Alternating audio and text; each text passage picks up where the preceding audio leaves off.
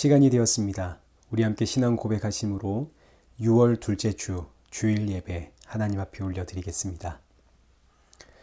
전능하사 천지를 만드신 하나님 아버지를 내가 믿사오며 그 외아들 우리 주 예수 그리스도를 믿사오니 이는 성령으로 잉태하사 동정녀 마리아에게 나시고 본디오 빌라도에게 고난을 받으사 십자가에 못 박혀 죽으시고 장사한 지 사흘 만에 죽은 자 가운데서 다시 살아나시며 하늘에 오르사 전능하신 하나님 우편에 앉아 계시다가 저리로서 산자와 죽은 자를 심판하러 오시리라.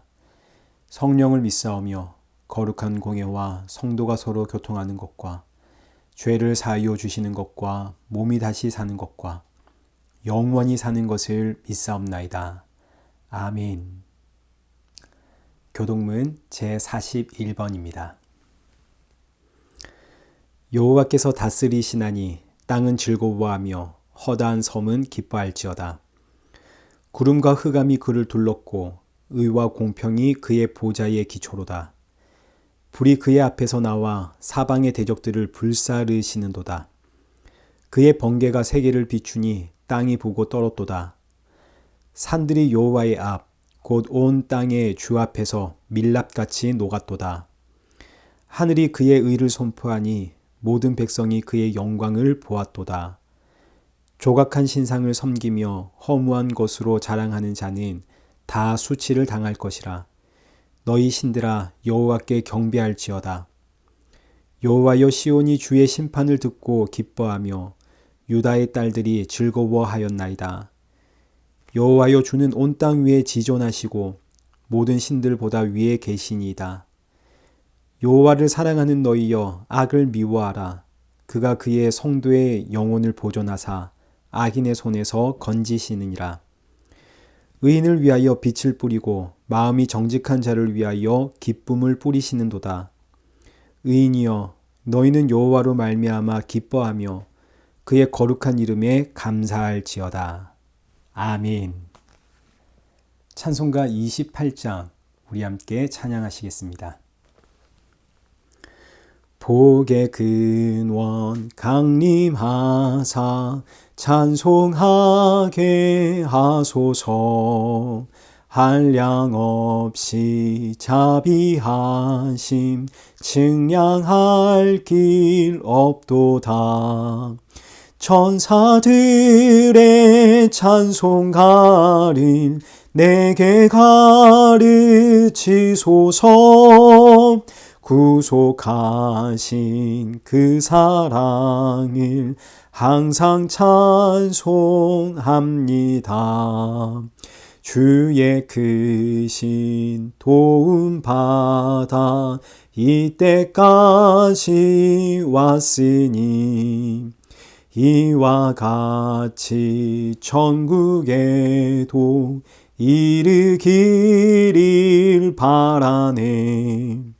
하나님의 품을 떠나 죄에 빠진 우리를 예수 구원하시려고 보혈 흘려 주셨네. 주의 귀한 은혜 받고 일생 빚진 자 되네. 주의 은혜 사슬 되사 나를 주께 매소서. 우리 마음인 연약하여 범죄하기 쉬우니 하나님이 받으시고 천국인을 치소서. 아멘. 기도하겠습니다. 살아계신 하나님 아버지, 이 귀한 날 예배 드릴 수 있음에 감사드립니다. 이 예배를 드리는 시간 내내 이 예배는 오직 예수님의 십자가 은혜로 드릴 수 있다는 사실 기억하게 하시고, 예배 후에는 이 귀한 예수 생명의 증인으로 살아갈 수 있도록 우리 모두를 성령 충만케 하여 주옵소서. 오늘의 예배가 지치고 상한 심령들의 마음에 큰 위로가 되어지는 복된 예배가 되게 하여 주옵소서. 예수님의 이름으로 기도드리옵나이다. 아멘.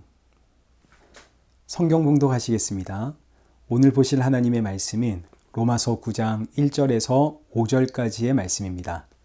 우리 한 절씩 교독하시겠습니다.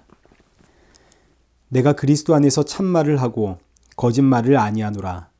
나에게 큰 근심이 있는 것과 마음에 그치지 않는 고통이 있는 것을 내 양심이 성령 안에서 나와 더불어 증언하노니 나의 형제 곧 골육의 친척을 위하여 내 자신이 저주를 받아 그리스도에게서 끊어질지라도 원하는 바로다. 그들은 이스라엘 사람이라 그들에게는 양자됨과 영광과 언약들과 율법을 세우신 것과 예배와 약속들이 있고 조상들도 그들의 것이요 육신으로 하면 그리스도가 그들에게서 나셨으니 그는 만물 위에 계셔서 세세의 찬양을 받으실 하나님이시니라. 아멘. 교회 소식 알려드리겠습니다. 헌금과 말씀 후원은 이제 옆에 있는 이 영상란을 참고 부탁을 드립니다. 계속해서 우리 일회교회의 새로운 예배처를 위해서 기도 부탁을 드립니다. 혹 예배처에 대한 정보가 있으신 분은 또 저에게 연락 주시면 감사하겠습니다. 주일 예배를 유튜브에 올리고는 있지만 가능하시면 주일 예배 시간 우리 함께 줌으로 들어오셔서 예배에 참여해 주시면 감사하겠습니다. 예배 시간과 신앙 상담을 원하시는 분은 이 아래에 있는 메시지 참고하시면 되겠습니다. 오늘 본문은 로마서 9장입니다. 로마서 9장부터 로마서 11장까지는 같은 내용으로 묶여 있는데 그 중심 주제는 이스라엘입니다. 우리가 그동안 살펴보았던 로마서 1장부터 8장까지의 주제는 구원입니다. 어떻게 구원을 받는가? 구약시대는 율법을 지킴으로 구원을 받는 줄 알았습니다. 그러나 율법은 그 자체로 구원을 주는 것이 아니라 구원을 주시는 하나님의 어린 양께로 인도하는 것이 율법입니다. 옛 언약인 율법은 새 언약이신 예수 그리스도께로 우리를 인도하는 갈라디아서 3장 24절에 기록된 표현으로 하자면 율법은 우리를 그리스도께로 인도하는 초등 교사입니다. 그러니까 율법은 이 자체로는 아무런 의미가 없습니다. 율법의 말씀은 내가 아무리 철두철미하게 지켜도 바리새인들을 생각하시면 됩니다. 율법에 있어서 흠이 없다 하더라도 이건 아무것도 아닙니다. 아무 의미가 없죠. 율법은 예수 그리스도께로 가야만 의미가 있는 겁니다. 율법이 나를 예수님께로 인도하면 예수님은 율법을 다 이루시고 완성하시고 그 율법을 새롭게 가공하셔서 우리에게 딱 맞게 우리가 지킬 수 있도록 새로운 법을 우리의 마음에 넣어주시는데 그 새로운 법이 바로 믿음이라는 법입니다. 복음이란 예수 그리스도를 믿는 믿음으로 말미암아 구원을 받는다 하는 것이 복음입니다. 구원은 믿음에 있습니다. 근데 이 믿음은 언제나 하나님의 선물이고 하나님의 은혜입니다. 믿음이 하나님의 선물이고 은혜이기 때문에 구원은 내 행위로 받는 것도 아니고 나의 행위로 취소되는 것도 아닙니다. 내가 아직 죄인 되었을 때에 그리스도께서 나를 위하여 십자가에 죽으심으로 날 향한 하나님의 사랑을 확증하셨기 때문에 이제는 그 무엇도 그리스도 예수 안에 있는 그 하나님의 사랑에서 나를 끊어놓을 수가 없습니다. 자, 그런데 여기서 이제 문제가 하나 생깁니다. 믿음이 하나님의 은혜요 하나님의 선물이라면 이 믿음은 대체 누가 받습니까? 어떤 사람들이 믿음을 받게 됩니까? 성경의 대답은 하나님이 미리 정해 놓았다입니다. 로마서 8장 29절. 하나님이 미리 아신 자들을 또한 그 아들의 형상을 본받게 하기 위하여 미리 정하셨으니 또 미리 정하신 그들을 또한 부르시고 부르신 그들을 또한 의롭다 하시고 의롭다 하신 그들을 또한 영화롭게 하셨느니라. 믿음이라는 하나님의 그 은혜와 선물을 받은 자는 하나님이 미리 정해 두었다. 그러자 이제 문제가 좀 심각해집니다. 하나님께서 미리 정하시고 부르시고 택하시고 복 주신 민족이 있습니다. 누군가요? 이스라엘 민족이죠. 이스라엘은 하나님이 부르시고 하나님이 택하시고 정하시고 복주신 너무너무 복된 이 택한 민족들 아닙니까? 그런데 보니까 이스라엘이라고 하는 이 민족은 오늘날까지 복음을 거부하고 있습니다. 예수님을 십자가에 못 박아 죽인 민족이고 오늘날까지 예수님을 메시아로 인정하지 않습니다. 그러니 문제가 심각해지죠. 하나님은 분명 자기 백성들을 미리 정해 두셨다 하셨습니다. 그 미리 정하신 자기 백성이 이스라엘 아닙니까? 그리고 하나님의 백성은 하나님의 사랑에서 절대로 끊어지지 않는다 하셨습니다. 그렇다면 지금 이 이스라엘은 대체 뭡니까? 하나님이 부르셨고 하나님이 택하신 민족인데, 근데 이 이스라엘 민족들은 예수님을 십자가에 못 박았고 지금까지도 예수님을 믿지를 않습니다. 누가 봐도 이스라엘은 하나님의 사랑에서 끊어진 민족입니다. 그렇다면 이제 둘 중에 하나가 되겠죠. 지금 사도 바울의 성경, 이 사도 바울이 쓴 성경이 틀렸던지, 아니면 이스라엘이 하나님의 백성이 아니든지, 둘 중에 하나 아니겠습니까? 여기에 대한 답변이 이제 9장부터 11장까지 쭉 이어집니다. 자, 이때 여기서 분명히 하나 짚고 넘어가야 할 것은 로마서 9장부터 로마서 11장까지는 종말의 사인이 아닙니다. 지금 현재 이스라엘이라고 하는 저 팔레스타인에 있는 나라가 장차 앞으로 어떻게 될 것인가? 그들은 하나님이 택하신 백성이기 때문에 반드시 이스라엘 민족들은 결국 하나님께로 다 돌아올 것이다. 그때가 바로 예수님 다시 오시는 종말의 날, 마지막 날이다. 이런 식으로 종말의 시기를 판단하는 이런 예언적 차원의 말씀이 아닙니다. 그리고 육적인 이스라엘, 지금 저 팔레스타인 지역에 있는 저 이스라엘 나라가 종말에는 전부 예수님께로 돌아온다라는 이런 예언적 말씀도 절대 아닙니다. 저는 어릴 때에 로마서 9장에서 11절까지의 말씀을 근거로 저 이스라엘 사람들이 모두 예수님을 믿게 되면 그때가 예수님 오시는 날입니다. 저는 이제 이런 식으로 배웠던 기억이 저에게도 있습니다. 이 당시에는 이런 가르침이 유행을 했었습니다. 세대주의적 가르침. 물론 얼마든지 가능한 이야기입니다.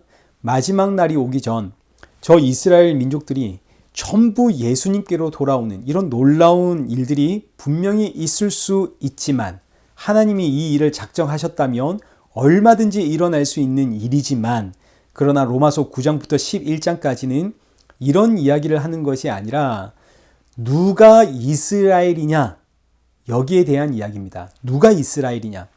이스라엘은 반드시 구원을 받는데 누가 이스라엘인가, 이걸 가르치는 것이 이제 로마서 9장부터 11장까지의 말씀입니다.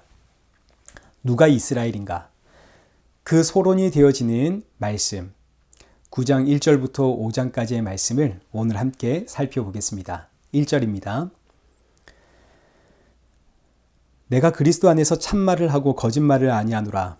나에게 큰 근심이 있는 것과 마음에 그치지 않는 고통이 있는 것을 내 양심이 성령 안에서 나와 더불어 증언하노니. 지금 사도 바울의 마음속에 큰 고통과 근심이 있습니다. 그 이유는 3절에 기록되어 있는 것처럼 내 형제, 내 동족들이 예수님을 믿지 않기 때문입니다. 예수님을 믿지 않는 내 동족들, 저 이스라엘 민족들을 볼 때에 그 내 마음의 근심과 고통이 얼마나 큰지 양심이 성령 안에서 증언하고 있다. 이 말씀을 이제 우리 다시 직역을 하면 성령 안에 있는 내 양심입니다. 성령 안에 있는 내 양심. 내 양심이 어디에 있다고요? 성령 안에 있습니다. 그러면 예전에는 내 양심이 어디에 있었을까요? 디모데전서 4장 2절에 양심이 화인 맞았다라는 표현이 나옵니다. 양심이 화인 맞은 사람들, 그들은 누구인가? 아담과 하와의 선악과 사건 이후로 이 땅에 태어나는 모든 인생들의 양심은 전부 화인을 맞았습니다. 화인이라는 것은 불도장입니다. 당시 노예의 어깨나 등, 이마에 불도장을 찍었는데 불도장이 찍히고 나면 나중에 그 자리는 찔러도 통증이 느껴지지 않습니다. 양심이 화인을 맞았다는 말은 더 이상 양심의 통증이 없다는 뜻입니다. 죄를 지어도 통증이 없습니다. 이때 죄라고 하는 것은 윤리 도덕적인 죄가 아닙니다. 하나님과 끊어진 것이 죄고 예수님을 믿지 않는 것이 죄입니다. 이 세상을 보십시오. 하나님으로부터 끊어져 있습니다. 그런데 사람들을 보십시오. 통증이 없습니다. 양심의 화인을 맞고 태어났거든요. 그러나 반면 성도는 성령으로 거듭난 새로운 피조물이 되었습니다. 과거에는 나의 양심도 화인을 맞아서 통증이 없지만, 그러나 이제는 내 양심이 어디 안에 있다고요? 성령 안에. 성령 안에 내 양심이 담겨져 있습니다. 그러니 성령이 내 양심을 얼마나 때리는지 사도 바울을 보십시오. 사도 바울의 마음에 큰 고통과 근심이 있습니다. 내 동족, 내 민족이 예수님을 믿지 않고 있다는 이 사실로 인해 얼마나 근심이 되고 고통이 되는지. 근데 지금 사실 사도 바울을 가장 힘들게 하고 있는 자들이 누군가요? 사도 바울의 동족입니다. 유대인들, 이스라엘 백성들. 고린도 후서 11장 24절 보십시오.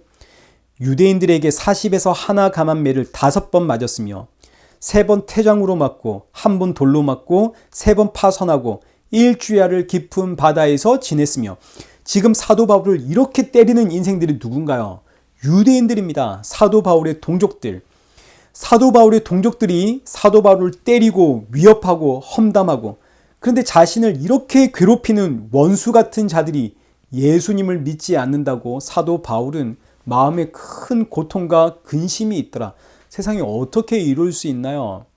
누가 어디서 나를 험담했다 그러면 막 속에서 열불이 나고 화가 나고, 그 사람과는 이제 철천지 원수가 되고 이래야 될 것 같은데, 사도 바울은 누가 뒤에서 험담하는 정도가 아니라 노골적으로 사기꾼 이야기를 듣고, 잡혀서 매를 맞는데 40에 하나 감한 매를 5번 맞고 3번 태장으로 맞고 1번 돌에 맞고, 이 이야기는 전부 다 쉽게 말하면 죽을 만큼 매를 맞았다는 뜻입니다. 죽기 직전까지 매를 맞았다. 그런데도 사도 바울은 돌아서서 저들도 예수님 믿어야 하는데 저들이 예수님을 믿지 않는다는 그 사실 앞에 고통스러워하고 근심을 하더라. 어떻게 이럴 수 있는가 봤더니 그 원인이 사도 바울의 양심은 어디 안에 있어서? 성령 안에 있어서. 성령 안에 있는 내 양심 때문에. 이 의미는 성령이 내 양심을 쿡쿡 찌르는 것을 넘어서 팍팍 때린다는 뜻입니다. 성령이 내 양심을 때립니다. 너 지금 하나님의 은혜로 구원을 받았으면 이 생명의 복음 저들에게 전해야 하지 않겠니? 아니, 하나님, 저들은 나를 박해하고 때리고 너무너무 괴롭힙니다. 저들은 구원받을 자격이 없습니다. 아니, 너는 언제 구원받을 자격이 있어서 구원을 받았느냐? 너야말로 나를 핍박했고 나를 회방했던 인생이 아니냐? 가서 복음을 전해라. 성령이 사도 바울의 양심을 막 때리니까 사도 바울의 고백이 3절, 나의 형제 곧 골육의 친척을 위하여 내 자신이 저주를 받아 그리스도에게서 끊어질지라도 원하는 바로다. 내가 그리스도에게서 끊어질지라도 저들이 구원을 받았으면 좋겠습니다. 이 고백이 나오는 거죠. 성령이 양심을 때리니까 주님, 저들 구원시켜 주옵소서. 이 고백이 바로 하나님 아버지의 마음입니다. 하나님 아버지의 마음은 잃어버린 아들을 찾는 거 아닙니까? 집을 떠난 그 탕자를 하염없이 기다리는 그 아버지의 마음. 그 마음이 하나님 아버지의 마음이고, 그 마음이 오늘 성령 안에 있는 저와 여러분의 마음입니다. 성령이 저와 여러분의 양심을 찌르죠. 너는 자격이 있어서 구원받았니? 가서 복음을 전해라. 그래서 우리가 전부 다 복음 증거의 부담감을 가지며 살아갑니다. 여러분 그렇지 않습니까? 어디 가서 사람을 만나면 저분 예수님을 믿으시는지, 교회는 다니시는지, 이게 제일 궁금하고, 그래서 한번 물어볼까 싶어서 기회를 보다가 교회 다닌다 그러면 괜히 반갑고, 사도 바울의 마음이 오늘 저와 여러분의 마음이죠. 혹 이 마음이 없다면, 예전에는 이 마음이 있었는데 이제는 사라졌다면 여러분 기도하셔야 됩니다. 이건 큰일입니다. 사랑하는 성도 여러분, 이 마음이 없다면 기도하십시오. 그리고 이 귀한 하나님 아버지의 마음을 회복하십시오. 그런데 이때 다시 3절 말씀을 한번 보십시오. 사도 바울이 생각하는 최고의 저주가 뭔지가 나옵니다. 내 자신이 저주를 받아 그리스도에게서 끊어질지라도. 사도 바울이 생각하고 있는 이 땅에서의 최고의 저주가 뭡니까? 그리스도에게서 끊어지는 겁니다. 이 땅을 살아가고 있는 모든 인생들의 최고의 저주는 그리스도에게서 끊어지는 것. 예수 그리스도를 모르면 구원도 없습니다. 이것보다 더한 저주가 어디에 있습니까? 예수님께서도 십자가에 지시기 전날 밤 이 잔을 옮겨달라고 땀이 핏방울이 되도록 기도하셨습니다. 근데 이것은 단순히 십자가를 지는 육체적인 고통이 무서워서가 아닙니다. 육체적인 고통과는 비교할 수 없는 하나님과 끊어지는 고통, 그 고통 때문에 기도하는 거죠. 그래서 예수님 십자가에 달려 죽기 직전, 하나님과 끊어지기 그 직전에 하셨던 마지막 말씀이 나의 하나님, 어찌하여 나를 버리시나이까? 십자가에서 예수님은 하나님으로부터 끊어지는 고통을 당하셨는데 이것이야말로 심판이고 이것이야말로 이 땅의 모든 사람들이 가지고 있는 최고의 저주가 되는 겁니다. 그러나 예수님의 이 끊어짐은 죽음의 권세를 이기기 위한 과정이고 하나님으로부터 끊어진 자기 백성들을 구원하기 위한 과정입니다. 죽음에서 부활하신 하나님, 그 부활의 생명을 자기 백성들에게 넣어주시니 이제 그 부활의 영, 그 성령이 임한 성도는 깨닫습니다. 이 땅에서의 최고의 저주는 예수 그리스도를 모르며 사는 것이구나. 예수 그리스도에게서 끊어진 것, 이것이야말로 저주구나. 천하를 다 가져도 예수님을 모르면 그 인생의 끝은 지옥 심판입니다. 그래서 교회는 끊임없이 외치고 선포하는 거죠. 그래서 당신은 그리스도 예수 안에 있는가? 그래서 여러분은 예수 그리스도 안에 있습니까? 사도 바울은 유대인으로서 바리새인 중에 바리새인이었고 예수님을 핍박하는 일에는 으뜸이었습니다. 그런데 어느 날 다메섹으로 예수님 믿는 사람들 잡으려고 가다가 그 다메섹 도상에서 부활하신 예수님을 만나게 되죠. 그때 사도 바울이 깨닫게 되는 것이 예수님을 모르고 살았던 인생이 저주받은 인생이구나. 이 사실을 알게 되니 예수님을 믿지 않는 내 동족, 내 백성들을 볼 때에 안타까움과 근심과 탄식이 나오는 겁니다. 저들이 저주 아래 있구나. 하나님, 이 저주 아래 있는 백성들 긍휼히 여겨 주옵소서. 오늘 저와 여러분의 기도의 제목입니다. 사랑하는 내 가족들, 그리고 사랑하는 내 주변의 지인들. 하나님, 이들이 하나님을 모르고 삽니다. 예수님을 모르며 삽니다. 저주 아래 있습니다. 긍휼히 여기시고 믿음 넣어 주옵소서.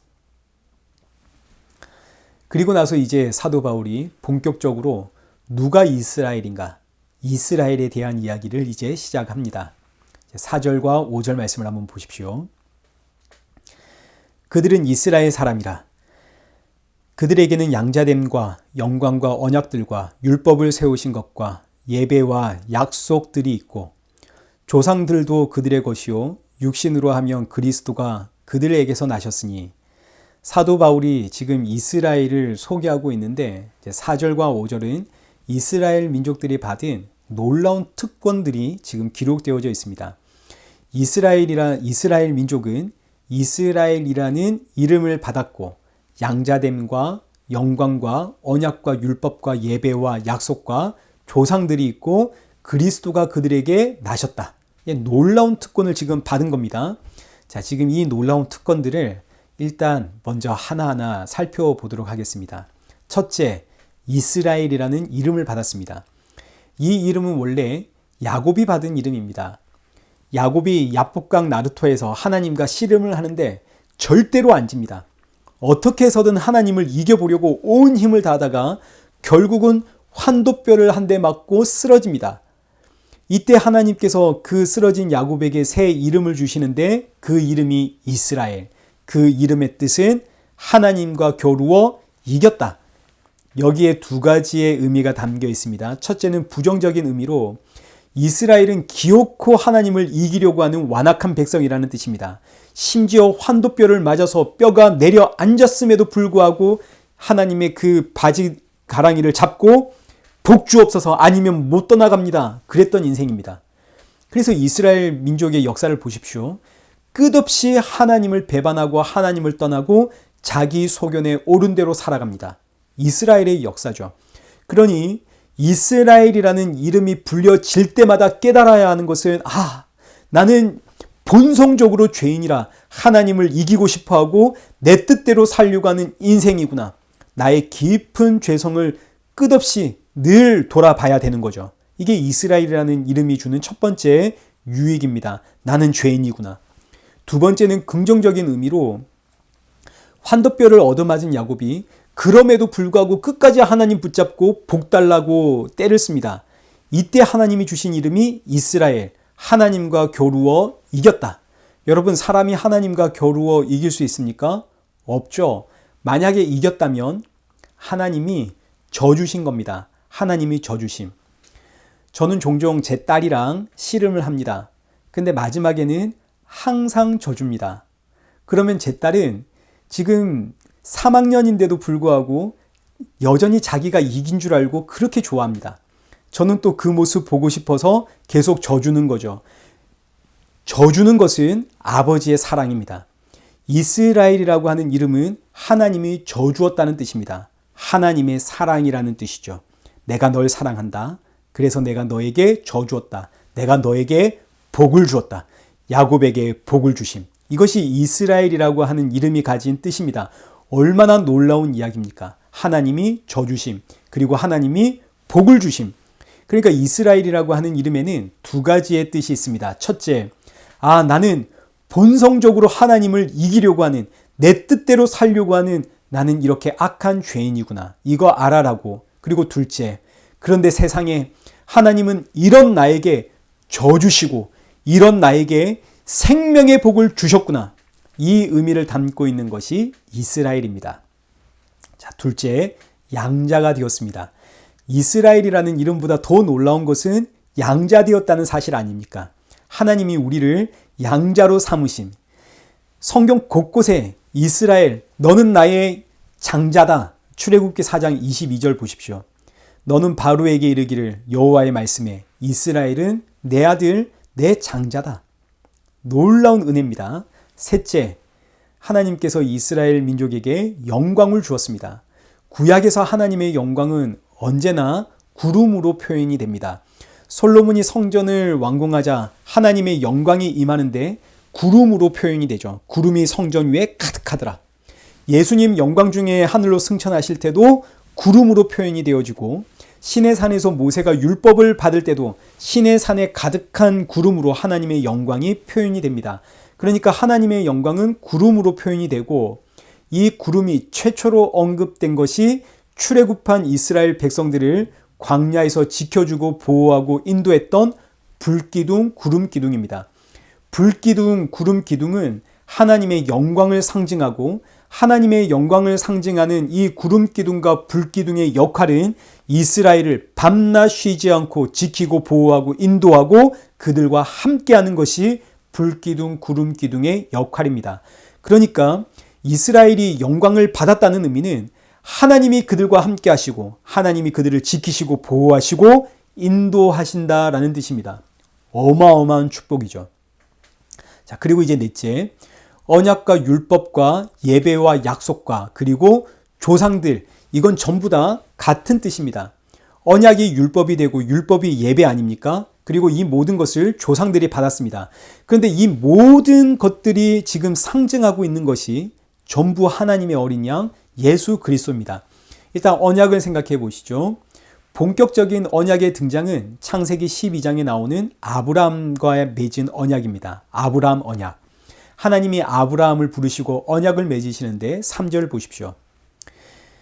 너를 축복하는 자에게는 내가 복을 내리고 너를 저주하는 자에게는 내가 저주하리니 땅의 모든 족속이 너로 말미암아 복을 얻을 것이라. 하나님께서 아브라함에게 주신 언약입니다. 땅의 모든 족속이 너로 말미암아 복을 얻을 것이다. 그러니까 하나님이 아브라함을 부르신 이유는 단순히 아브라함에게만 복 주려고 부르신 것이 아니라 땅의 모든 족속을 복 주려고 아브라함을 불렀다 이겁니다. 창세기 26장 4절, 하나님께서 이삭에게 주신 언약입니다. 내 자손을 하늘의 별과 같이 번성하게 하며 이 모든 땅을 내 자손에게 주리니 내 자손으로 말미암아 천하 만민이 복을 받으리라. 이삭의 자손으로 인해 천하 만민이 복을 받습니다. 하나님이 이삭만 복 주려고 부르신 것이 아니라 이삭의 자손으로 말미암아 천하 만민이 복을 받게 하려고 이삭을 부르셨습니다. 자, 야곱의 언약도 마찬가지입니다. 창세기 28장 14절 하나님이 야곱에게 주신 언약입니다. 내 자손이 땅에 티끌같이 되어 내가 서쪽과 동쪽과 북쪽과 남쪽으로 퍼져나갈지며 땅의 모든 족속이 너와 내 자손으로 말미암아 복을 받으리라. 야곱 역시 너의 자손으로 인해 땅의 모든 족속이 복을 받으리라. 이를 위해 내가 너를 불렀다. 이 야곱이 이스라엘이 됩니다. 그럼 하나님이 이스라엘을 부르신 목적이 뭔가요? 이스라엘에게서 나오는 그 자손으로 모든 족속이 복을 받게 하려고 이스라엘을 부르셨습니다. 그러니 보십시오. 이스라엘은 뭔가 특별한 민족이 아니라 이스라엘에게서 나오는 그 자손이 특별한 겁니다. 그 자손으로 말미암아 모든 족속을 복 주려고, 이게 목적입니다. 자, 그러면 하나님께서 아브라함과 이삭과 야곱에게 약속하신 그 자손은 대체 누구를 이야기하는 겁니까? 갈라디아서 3장 16절. 이 약속들은 아브라함과 그 자손에게 말씀하신 것인데 여럿을 가리켜 그 자손들이라 하지 아니하시고 오직 한 사람을 가리켜 내 자손이라 하셨으니 곧 그리스도라. 그러니까 하나님이 아브라함과 이삭과 야곱에게 주신 그 언약은 누구 이야기하는 건가요? 하나님의 어린 양이신 예수 그리스도. 언약의 중심은 언제나 예수 그리스도입니다. 율법은 우리를 예수님께로 인도하는 초등교사죠. 율법을 기록하고 있는 대표적인 성경이 레위기입니다. 레위기 참 어렵죠. 근데 레위기에 기록된 이 율법의 핵심은 이겁니다. 피 흘림이 없으면 하나님 앞에 나갈 수가 없다. 이게 레위기의 핵심입니다. 그러니 피 흘림의 제사로 너를 먼저 정결케 한 후에 하나님께 나아가라. 그래서 등장하는 모든 제사법은 그 중심이 하나님의 어린 양에게 있습니다. 이 어린 양의 피 흘림으로 죄사함을 받고 하나님 앞에 서는 것. 여러분, 이게 예배 아닙니까? 그러니 보십시오. 예수님이 없으면 예배도 없습니다. 오늘 이곳에 예수님이 없으면 이 자리에 드리는 예배도 아무 의미가 없는 거죠. 예수님 계시기에 예배가 있는 겁니다. 그리고 이제 마지막으로 조상들. 이스라엘의 조상들의 대표는 아브라함과 다윗입니다. 요한복음 8장 56절 보십시오. 너희 조상 아브라함은 나의 때 볼 것을 즐거워하다가 보고 기뻐하였느니라. 아브라함이 누굴 보았나요? 예수님을 보았습니다. 예수님을 본 자들이 믿음의 조상이라는 뜻입니다. 다윗도 마찬가지입니다. 마태복음 22장 43절. 다윗이 성령에 감동되어 어찌 그리스도를 주라 칭하여 말하되 주께서 내 주께 이르시되 내가 내 원수를 내 발 아래에 둘 때까지 내 우편에 앉아 있으라. 주께서 내 주께 이르시되 성부 하나님이 성자 하나님께 이르시되 다윗이 예수님을 보았다는 뜻입니다. 그래서 신약을 여는 이 마태복음이 이렇게 시작을 하는 거죠. 아브라함과 다윗의 자손 예수 그리스도의 세계라. 이 의미는 우리의 조상들은 전부 예수님을 본 자들이다, 이런 뜻입니다. 예수님을 본 자들이 우리의 조상이다. 구약의 모든 믿음의 조상들, 아브라함, 이삭, 야곱, 모세, 다윗, 엘리야, 이사야, 누구 할 거 없이 모든 믿음의 조상들의 공통점은 메시아를 보았습니다. 예수 그리스도를 본 자들, 그들이 바로 조상입니다. 자, 그러면 이제 이 모든 내용들을 한번 정리해 보겠습니다. 4절에서 하나님께서 이스라엘이라는 이름을 주었습니다. 이스라엘이라는 이름은 너는 하나님을 이기려고 하지만 나는 너에게 저주었고 너에게 복을 주었다. 그 복이 뭐냐면 양자됨이요, 영광이요, 언약과 율법과 예배와 약속과 조상입니다. 그리고 이 모든 복들이 상징하는 것은 뭔가요? 예수 그리스도죠. 그러니까 이 의미는 이스라엘이란 예수 그리스도를 믿는 자가 이스라엘이라는 뜻입니다. 예수 그리스도를 받은 자가 이스라엘이다. 이스라엘을 부르신 이유는 예수님을 주기 위해서입니다. 예수님을 받은 자가 이스라엘이라는 뜻입니다. 이때 예수님은 죄인을 구원하기 위해 이 땅에 오셨고, 죄인을 구원하기 위해 이 땅에 오신 예수님이 이스라엘에 오셨다는 의미는 이스라엘은 죄인 중에 죄인이라는 뜻입니다. 이 말씀이 5절에 기록되어 있는 육신으로는 그리스도가 그들에게서 나셨으니, 예수님이 이스라엘이라는 나라에 오신 이유는 이스라엘이 특별해서가 아니라 그들이 죄인 중에 괴수이기 때문에, 그래서 이스라엘이라고 해서 율법을 받았다고 해서 너희가 구원받은 백성이 아니라 유대인이든 헬라인이든 예수 그리스도를 믿는 자가 구원을 받는 것이고, 예수 그리스도를 받은 자가 이스라엘 민족이다. 이것이 9장부터 11장까지 이어지는 내용의 결론입니다. 그래서 6절 말씀을 보십시오. 이스라엘에게서 난 그들이 다 이스라엘이 아니니라. 이미 사도 바울이 로마서 2장에서 이 이야기를 했습니다. 로마서 2장 28절. 무릇 표면적 유대인이 유대인이 아니요. 29절. 오직 이면적 유대인이 유대인이며. 표면적 유대인은 이제 유대인 이스라엘의 그 혈통을 이야기하는 겁니다. 이스라엘 민족. 그러나 그들은 이스라엘이 아니다. 이면적 유대인이 이스라엘이다. 이면적 유대인이란 유대인이든 헬라인이든 예수 그리스도를 받은 자, 그가 바로 이스라엘 민족이다라는 뜻입니다. 사도 바울은 지금 내 민족, 이스라엘 민족이 예수님을 믿지 않기 때문에 너무나 안타깝습니다. 이것만큼 큰 저주가 어디 있습니까? 너무 안타깝고 이로 인해서 마음에 큰 근심과 고통이 있지만, 그래서 그들을 위해 간절히 기도하지만 동시에 사도 바울이 깨닫는 것은 이스라엘 민족이라고 해서 전부 하나님의 백성이 아니라 예수 그리스도를 받은 자가 하나님의 백성이요 이스라엘이다. 그래서 오늘 예수 그리스도를 받은, 예수 그리스도를 믿는 저와 여러분이 이스라엘입니다. 이스라엘이 된 우리에게 주신 하나님의 은혜는 첫째, 하나님의 양자됨이고, 둘째, 하나님이 나와 함께 하심. 하나님의 영광이 나와 함께 하시죠. 하나님이 나를 지키시고 보호하시고 인도하시고 나와 함께 하십니다. 그 결과 하나님의 자녀된 성도는 지난주에 보았듯이 로마서 8장 38절, 내가 확신하노니 사망이나 생명이나 천사들이나 권세자들이나 현재의 일이나 장래의 일이나 능력이나 높음이나 깊음이나 다른 어떤 피조물이라도 우리를 우리 주 그리스도 예수 안에 있는 하나님의 사랑에서 끊을 수 없으리라. 아멘. 말씀을 맺겠습니다. 오늘 본문의 말씀을 통해서 이스라엘 민족이라고 해서 자동적으로 하나님의 자녀, 이스라엘이 되는 것은 아니다 하는 것을 우리가 보았습니다. 이 의미는 내가 교회 공동체에 소속되어 있다고 해서 하나님의 자녀인 것 아니고, 우리 가족이 예수님을 믿고 우리 부모님이 믿음의 사람이라고 해서 나도 하나님의 자녀인 것 아니라는 뜻입니다. 내가 어느 교회에 소속되어 있든, 내가 어떤 가정에 소속되어 있든, 내가 어떤 환경에 처해 있든 예수 그리스도를 받은 자가 하나님의 자녀입니다. 이 땅에서 가장 무서운 저주는 예수님을 모르는 것이고, 예수님을 알아도 예수님을 안 믿는 것입니다. 천하를 다 얻어도 예수님을 모르면 무슨 의미가 있겠습니까? 사랑하는 내 가족들이 예수님을 모르면 이것처럼 무섭고 고통스러운 일이 어디에 있겠습니까?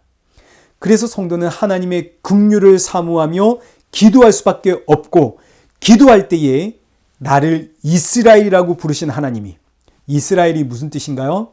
하나님이 저주었다는 뜻입니다. 물론 하나님은 이미 정해 두었습니다.